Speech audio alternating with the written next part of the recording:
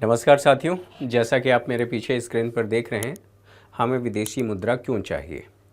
इसको और आसान भाषा में और जैसे जैसे मैं इसको स्पष्ट करूंगा और कुछ बातें आप लोगों को समझ में आती जाएंगी।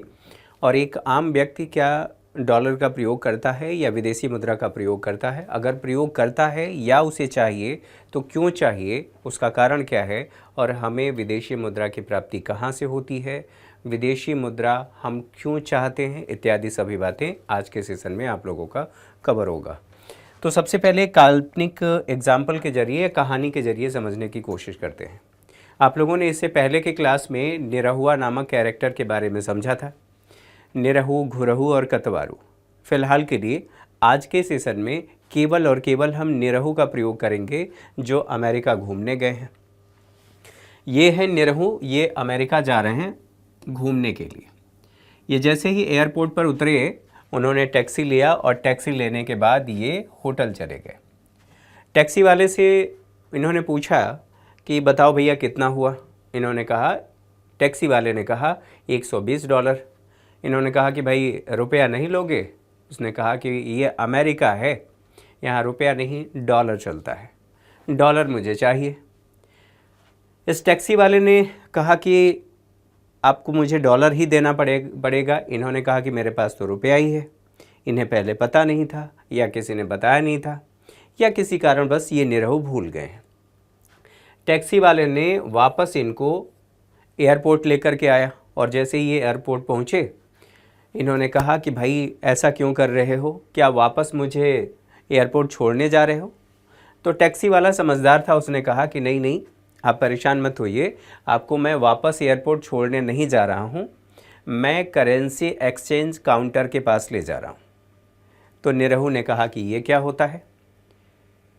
तब उस टैक्सी ड्राइवर ने कहा कि वहाँ आप जाएंगे, भारतीय रुपया देंगे, उसके बदले जो करेंसी एक्सचेंज काउंटर है वहाँ से आपको डॉलर मिल जाएगा। तब इनके जान में जान आई। इन्होंने कहा कि बहुत अच्छा किए यार, मुझे यहाँ लेकर के आए। तो एक बात यहाँ पर समझ लीजिए कि जो निरहु ने उस काउंटर पर रुपया दे करके और विदेशी मुद्रा लिया, उसे विनिमय कहते हैं। क्या कहते हैं? करेंसी एक्सचेंज कहते हैं या विनिमय आप कह लीजिए। लेकिन एक बात और समझनी है। एक बात क्या समझना है? निरहु ने दिया 16,000 रुपये। किसको? जिस काउंटर पर गए थे निरहु ने 16,000 रुपये दिए और उन्हें $200 मिला।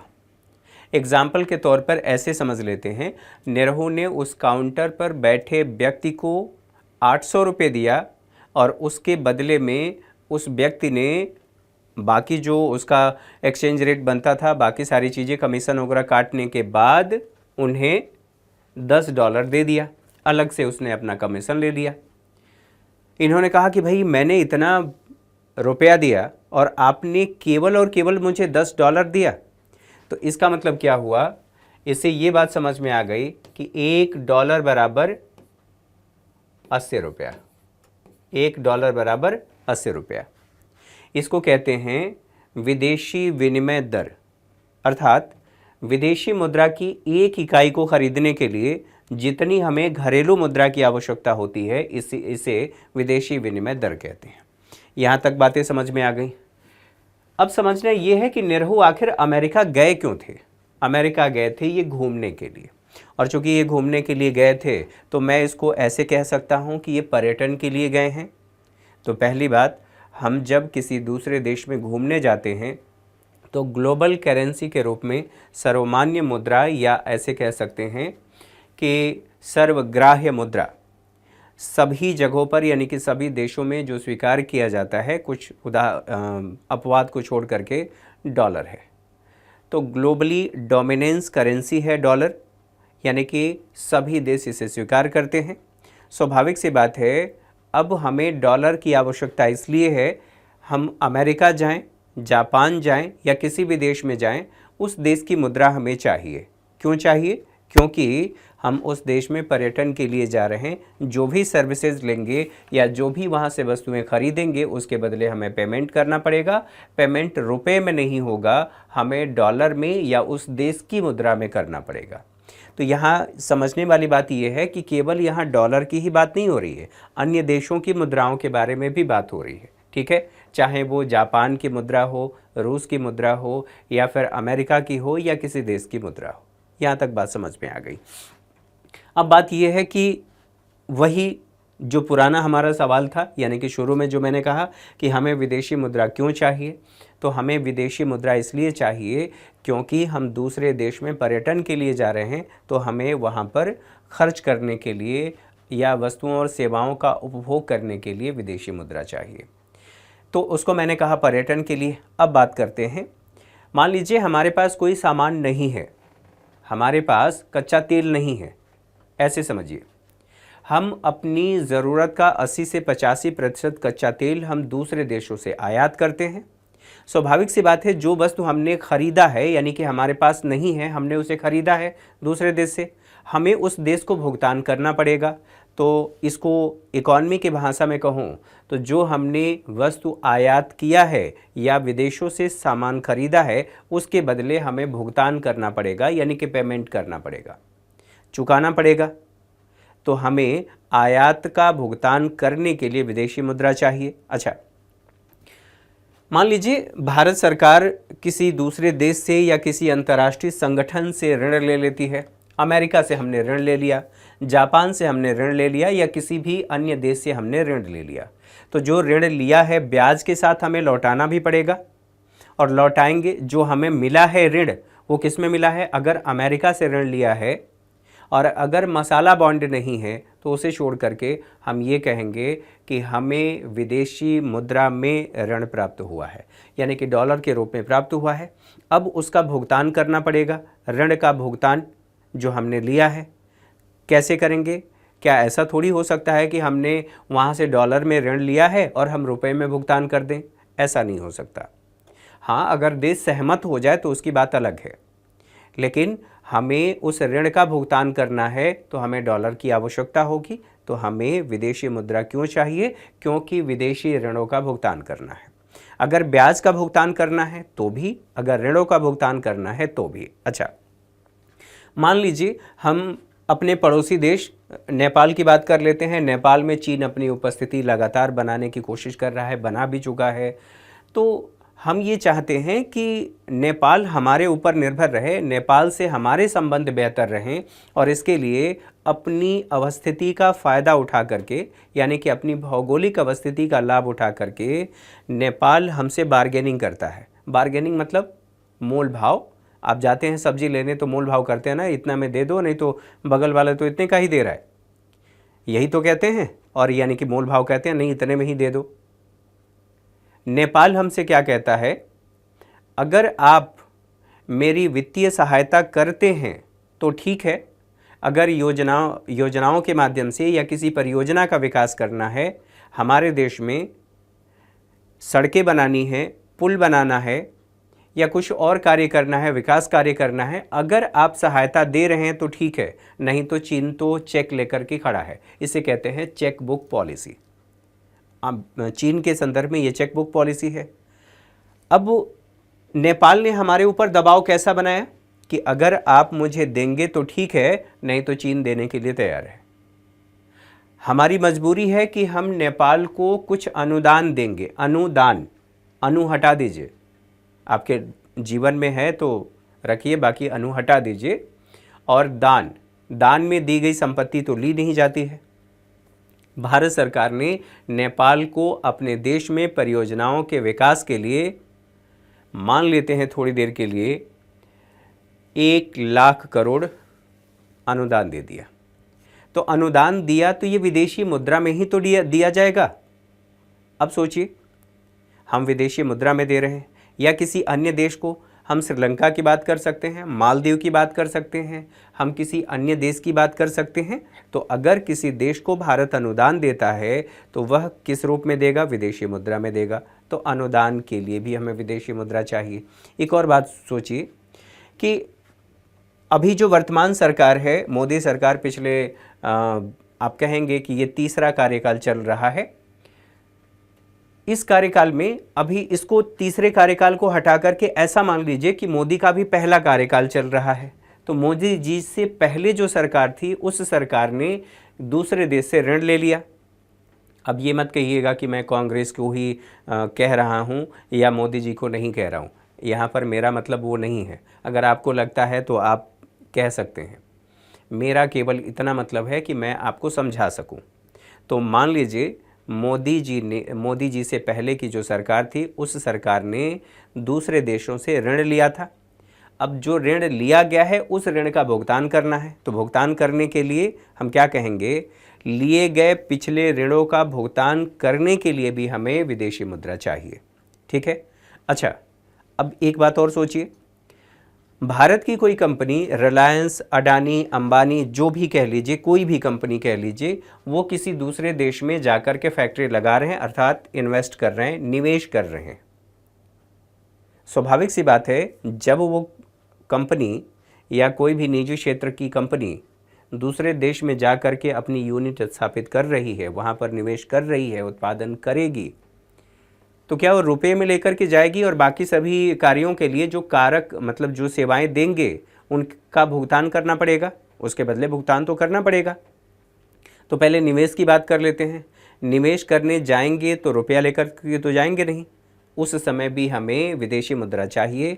तो आसान भाषा में, अगर दूसरे देशों में भारत की कोई कंपनी निवेश करती है तो भी हमें विदेशी मुद्रा चाहिए, जिस देश में निवेश कर रही हो। अगर डॉलर एक्सेप्ट कर रहा है, एक्सेप्टेबल है तो ठीक है, अदरवाइज उस देश की मुद्रा में। यहाँ तक बातें समझ में आ गई। अगर हम दूसरे देश में पढ़ने के लिए जा रहे हैं तो भी हमें तो विदेशी मुद्रा चाहिए, यानी एजुकेशन के लिए जा रहे हैं, आप इलाज कराने के लिए जा रहे हैं, आप पढ़ने के लिए जा रहे हैं, ठीक है, आप MBA की डिग्री लेने जा रहे हैं, किसी भी उद्देश्य से यदि विदेश आप जा रहे हैं तो आपको विदेशी मुद्रा की आवश्यकता पड़ेगी। तो ये तो बात समझ में आ गई कि हमें विदेशी मुद्रा की आवश्यकता क्यों है या क्यों चाहिए। अब बात यह है कि विदेशी मुद्रा हमें मिलती कहाँ से है। क्या RBI छाप देता है? नहीं, विदेशी मुद्रा RBI तो छापेगा नहीं। RBI केवल रुपया छाप सकता है, नोट छाप सकता है, भारत की करेंसी छाप सकता है। ऐसी स्थिति में हमें ये समझना होगा कि विदेशी मुद्रा की प्राप्ति के स्रोत क्या है या कहाँ से आता है। जैसे भारत का कोई व्यक्ति यानी कि निरहु कहाँ गए थे? अमेरिका गए थे, और अमेरिका गए थे तो अमेरिका के लिए वो एक पर्यटक हैं ये पर्यटन के लिए गए हैं, यानी घूमने के लिए गए हैं। उसी तरह से विदेशी भी तो भारत में घूमने के लिए आते हैं। अब आप लोगों को ये लग रहा होगा, बहुत से लोग ऐसे सोच रहे होंगे मन ही मन, है हमारे देश में ऐसा क्या है जो घूमने आएंगे। अगर आपके मन में ऐसा सवाल आ रहा है या आप ऐसा सोच रहे हैं तो आप बहुत गलत सोच रहे हैं। ऐसा इसलिए क्योंकि आपने भारत को अभी देखा नहीं है, भारत को समझा नहीं है। क्योंकि भारत में बहुत सी ऐसी चीज़ें हैं जो देखने लायक है, जिसे डोमेस्टिक टूरिज्म कहते हैं। ठीक है, एग्ज़ाम्पल के तौर पर आप मध्य प्रदेश चले जाइए, आगरा चले जाइए, बहुत से ऐसी जगह हैं फ़िलहाल के लिए। तो विदेशी भी भारत आते हैं पर्यटन के लिए, विदेशी भी भारत आते हैं इलाज के लिए। अब फिर से आपके जहन में ये सवाल आएगा कि हमारे देश में मेडिकल फैसिलिटी इतनी अच्छी है क्या कि हमारे देश में दूसरे देश के लोग इलाज कराने आएंगे? बिल्कुल आएंगे। बांग्लादेश से, पाकिस्तान से, अफ़गानिस्तान से, इसको कहते हैं मेडिकल टूरिज्म। क्योंकि भारत में इलाज सस्ता है, इसीलिए विदेशों से लोग भारत में इलाज के लिए आते हैं। और ऐसा नहीं है, हमारे देश के डॉक्टरों को न तो हल्के में लेना चाहिए और न ही हमारे देश के जो मेडिकल कॉलेज हैं उनको हल्के में लेना चाहिए। ये अलग बात है कि RJ कर जो मेडिकल कॉलेज है वहाँ पर घटनाएं होती रहती हैं। ये अलग बात है कि डॉक्टर सही से इलाज नहीं करते, वो अलग बात है। ठीक है, यहाँ तक बातें समझ में आ गई। तो पर्यटन के लिए आएंगे और जितने भी विदेशी पर्यटक आएंगे डॉलर लेकर के आएंगे, और डॉलर लेकर के जैसे ही एयरपोर्ट पर आएंगे वह डॉलर को भारतीय रुपये में एक्सचेंज करेंगे, यानी कि उसका विनिमय करेंगे। और करने के बाद भारत के अंदर जहाँ भी वो जाएंगे उसी रुपये को खर्च करेंगे। तो हमें मिला क्या? विदेशी डॉलर या विदेशी मुद्रा, डॉलर भी कह सकते हैं। अगर हमने दूसरा मैंने बताया था कि अगर हम आयात कर रहे हैं तो हमें भुगतान करना पड़ेगा। वैसे ही सोचिए, अगर किसी दूसरे देश को हम कुछ निर्यात कर रहे हैं हमारे पास अगर कोई सामान अधिक है, हमको उसे किसी दूसरे देश को बेच रहे हैं तो हमें विदेशी मुद्रा मिलेगी। तो हम कहेंगे निर्यात से भी हमें विदेशी मुद्रा की प्राप्ति होती है। अब एक बात सोचिए, भारत के बहुत से लोग, एक बड़ी संख्या में आबादी या एक बड़ी आबादी दूसरे देशों में रोज़गार के लिए जाती है। आप गल्फ़ कंट्रीज़ की बात कर लीजिए, सऊदी अरब, ओमान, साउथ अफ्रीका, तमाम देशों में जाते हैं, अमेरिका में जाते हैं, ब्रिटेन में जाते हैं। ये जितने लोग दूसरे देशों में गए हैं वहाँ पर सेवाएं देंगे अर्थात हो सकता है वस्तु या सेवा का उत्पादन करेंगे तो इन्हें कारक आय की प्राप्ति होगी, और चूंकि कारक आय की प्राप्ति होगी तो वो पैसा जो उनके सोना बाबू इंडिया में हैं, माता पिता इंडिया में हैं, उनको ज़रूर भेजेंगे। और जो भेजेंगे 1 वर्ष के अंदर अगर उन्होंने भेजा तो हमने क्या कहा, यह रेमिटेंस है। अगर अपने परिवार को आसान भाषा में समझिए कि जितने लोग बाहर कमाने गए हैं, अपने परिवार को पैसा भेजा, उसे रेमिटेंस कहते हैं। तो रेमिटेंस किस मुद्रा में भेजेंगे? विदेशी मुद्रा में भेजेंगे, भले ही उनके परिवार वालों को वह विदेशी मुद्रा भारतीय रुपये में कन्वर्ट होकर के मिलेगा, लेकिन भेजा उन्होंने विदेशी मुद्रा है। अच्छा, मान लेते हैं थोड़ी देर के लिए कि भारत को विश्व बैंक ने या IMF ने अनुदान दे दिया, या किसी अन्य देश ने अनुदान दे दिया शिक्षा के विकास के लिए, या किसी क्षेत्र में कार्य करने के लिए, पॉवर्टी के लिए, किसी भी क्षेत्र के लिए उन्होंने अनुदान दे दिया। तो जैसा कि मैंने पहले कहा, अनुदान, अनु को हटा दीजिए, दान ले लीजिए, और दान आपने लिया उसे वापस नहीं करना है। तो अगर किसी वैश्विक संस्था ने या किसी इंटरनेशनल ऑर्गेनाइजेशन ने, किसी देश ने भारत को अनुदान दिया है, इसका मतलब ये है कि विदेशी मुद्रा में हमें प्राप्त हुआ है। यहाँ तक बातें समझ में आ गई। अच्छा, भारत में एप्पल की कंपनी या एप्पल ने निवेश किया, एक कंपनी स्थापित किया और यहाँ पर एप्पल का प्रोडक्शन शुरू कर दिया। तो जो निवेश किया गया है उसको हम क्या कहेंगे, यह विदेशी निवेश है। और विदेशी निवेश यानी कि FII भी हो सकता है और FDI भी हो सकता है। फ़िलहाल के लिए हम ये कहेंगे कि विदेशी निवेश से भी हमें विदेशी मुद्रा की प्राप्ति होगी। तो अब हम लोगों ने इसमें 3 बातें समझ लिया। जो इधर वाला हिस्सा मैंने बताया कि विदेशी मुद्रा हमें क्यों चाहिए, तो क्यों चाहिए को हम ऐसे कह सकते हैं कि विदेशी मुद्रा की डिमांड कौन करता है?